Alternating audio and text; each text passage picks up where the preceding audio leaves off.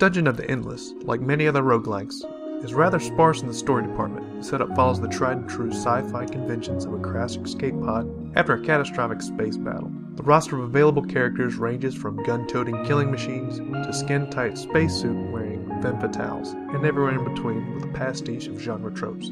Each character comes with only a paragraph of backstory of who they were before the crash landing on the unforgiving world of Aurigo, be they prison guard, inmate, or displaced native. Outside of the character page, there is little else by way of story. You either live to tell the tale by finding the exit, or die like so many others.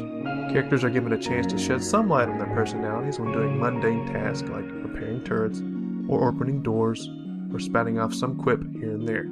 It isn't until you start unlocking album art and completing floors that you start to open the characters up. Since each character was on the ill-fated penal transport, some of the characters will have prior history with one another. These connections, if any, will pop up in the elevator sections in between floors.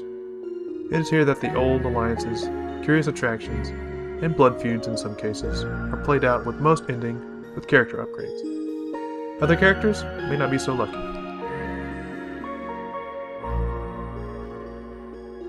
Dungeon of the Endless is a combination dungeon crawler, survival, and tower defense game with plenty of RPG elements thrown in for good measure. The moment-to-moment gameplay comes in the form of moving some or all of your squad, room by room, exploring the remains of a dead civilization. Every new room has a chance to hold new loot, a new ally to recruit, horrifying monsters, or any number of other effects. Like many other roguelikes, the game can randomly reward you or punish you on a whim, and it falls on the player to adapt to each new room that opens up. But before the survivors journey too far into the belly of the beast, they must protect the crystal from the monsters that march ceaselessly towards it. The crystal is the lifeblood of the escape effort. Powered by a substance called dust, it provides a constant amount of power which is used to power individual rooms by way of a daisy chain effect. The power source can be upgraded by randomly finding large amounts of dust in new rooms, or small amounts of dust off of defeated enemies. Powering a room serves a double purpose of allowing you to build upgrades and defenses and eliminating the chance of monsters spawning inside it. As each floor of the dungeon begins to sprawl out from the crystal elevator, dust quickly becomes scarce and the journey ever more treacherous, making it the most important resource. Apart from dust, there are 3 other resources, each serving multiple purposes, which must be carefully managed throughout your run. Industry, which allows you to build new upgrades and defenses, or activate random machines. Science, which is spent on enhancing your array of upgrades and defenses, or resetting your character's ability cooldowns. And food, which is used to either level up your characters, heal them during encounters, or recruit new heroes. Unlike precious dust, each of these resources is carried over to each successive floor. Every turn, or opening of a new door, the player is given an allowance of these 3 resources, which is increased by building modules of the appropriate type. In addition to their primary functions, each resource, including dust, can be randomly selected as a currency at assorted shopkeepers. As you explore the dungeon's floor, it's imperative that your squad be ready to fight the hordes of enemies that are sure to pop up. Depending on what escape pod you chose at the start of the game, you can begin your run with up to 4 characters, with most runs beginning with 2. Each hero has a selection of equipment slots to gear up with the proper loot type, and multiple passive abilities that complement their 2 active, cooldown-based abilities. Using food, each character can reach a maximum level of 15, gaining additional abilities and stat boosts. While many characters wind up gaining the same abilities as other survivors, each of them feels unique enough without being too game-breaking. You'll need to balance each of your hero's strengths and weaknesses if you hope to succeed. Some characters are nimble and are good at exploring new rooms and escaping enemies, while others are slower and are better suited for defending choke points and operating modules to increase their output. It wouldn't be a roguelike without plenty of permadeath, so it's in your best interest to keep your units healthy during battles. Lucky for you, after each wave of enemies, you're fully healed and ready to fight again. Every floor is broken up into many rooms with the main goal of every level of finding the exit. Many of the decisions throughout a playthrough have to do with where to explore and how much. Squad members can be used to prevent a darkened room from spawning monsters, but after a while even they won't be enough to cover every nook and cranny.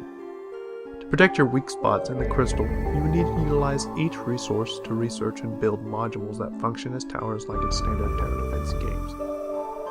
Whether you've explored the whole floor or just want to leave sooner, to proceed you have to escort the power crystal to the exit room, which has to be physically carried by one of your party members, while the others fight off any of the endless stream of bad guys that might be in the way. The crystal bear is slow to crawl, so woe to you if you're unlucky enough to have only one character left. Successfully completing a crystal run will demolish all enemies and reset your dust counter to an ever-decreasing standard.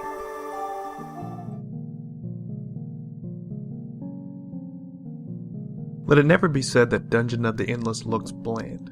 The game oozes, sometimes literally, with assorted colors.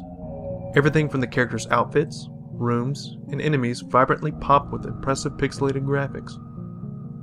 Every new asset introduced adds to the game's surprising visual diversity. Being set in a futuristic space, Ruins affords designers a lot of room to show off sci-fi interiors and more clandestine spaces typically found in sword and sorcery settings.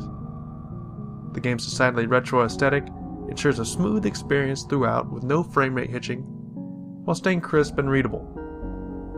Despite the limitations of pixel-based graphics, each character and monster show off a surprising amount of detail and personality. While most playable characters stand out, some of the spear wielders bear a passing resemblance to one another.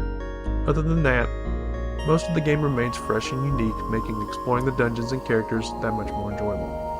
Despite the scarcity of it, the writing on display does a fairly good job of breathing life into the characters, although during the elevator transitions, each character tends to recycle the same lines of dialogue. Even though the game deals with fairly serious subject matter, the game maintains a light tone with weird weapons and armor descriptions. Found an extra magazine? Don't slide into your gun. You should read it, get dumber, and raise your attack power. That ancient king's armor also looks like it belongs more in a rave than in a raid. The overall tone of the game is more Firefly than Blade Runner, and it suits it better to be more lighthearted in the face of perpetual crushing defeat. You will die constantly, and the game relishes in the occasion by taunting you mercilessly when it happens. The sound also does an admirable job of cementing the game's aesthetic. The soundtrack is decidedly laid back with a focus on more atmospheric tracks in lieu of more bombastic scores. The background music is comprised of mostly beeps and hums that you'd find in both Starship Interiors and in Fungal Caverns. The downplayed music makes way for the myriad of gunfire, weapon clangs, and monster sounds during the battles that inevitably crop up, making sure the listener isn't bombarded with a quagmire of sound. The satisfying pop of the opening bulkheads will have you anxiously awaiting the tingle of discovered dust. The highlight of the score is definitely the Crystal Run theme. Picking up the crystal immediately starts the track and ramps up the urgency with an increased tempo and driving bass line capping off with a sweeping chime, wiping out all the monsters on the floor.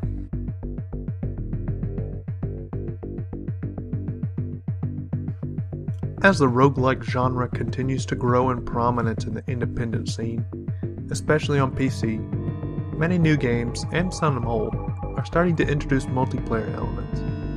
While some games, like The Binding of Isaac Rebirth, add in an option for secondary players, Dungeon of the Endless allows for full access to other players. Up to 4 separate players can take control of individual characters, and the open party slots can be filled later on by random character recruitment, like in the standard single-player game. However, as welcome as the multiplayer mode is, there are some curious design decisions on display. For one, you cannot trade items between players. If you control multiple characters, you can exchange items like usual, but the only other way to do this in multiplayer is to sell the desired item to a shopkeeper and have your friend rebuy them at a retail price. Another curious omission is the ability to assign extra characters to different players. Once an additional character is recruited, they're stuck with that player who paid for them.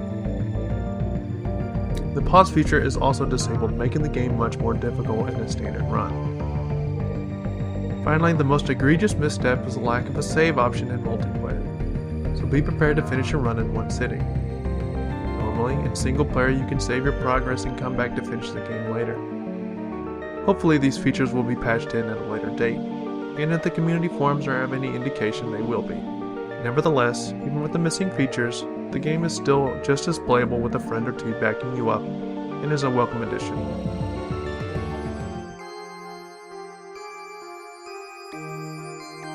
I am an unabashed fan of roguelikes. Dungeon of the Endless has done an admirable job with their addition to the genre, with their assortment of fun and unique characters in the addition of tower defense elements. Sprawling dungeons create an excellent source of tension by tempting you to push ever forward, even with the exit in sight. The game manages to be deep enough without being too complex, while allowing multiple styles of play to be equally viable in a standard run. With plenty of secret story bits, characters, and escape pods to unlock, the game accomplishes the main goal of any roguelike, which is having a compelling reason to go back and play again. Add that to a solid multiplayer mode that lets you enjoy the game with some friends, and you're left with an excellent addition to your library. That one more round feeling is strong in this game, and it comes with a heavy recommendation. It should be picked up by any roguelike fan. With an initial price point of $13 US and an optional $7 US add-on, the game offers an impressive bang for your buck. The obligatory boss battle gives Dungeon of the Endless an 8.5 out of 10.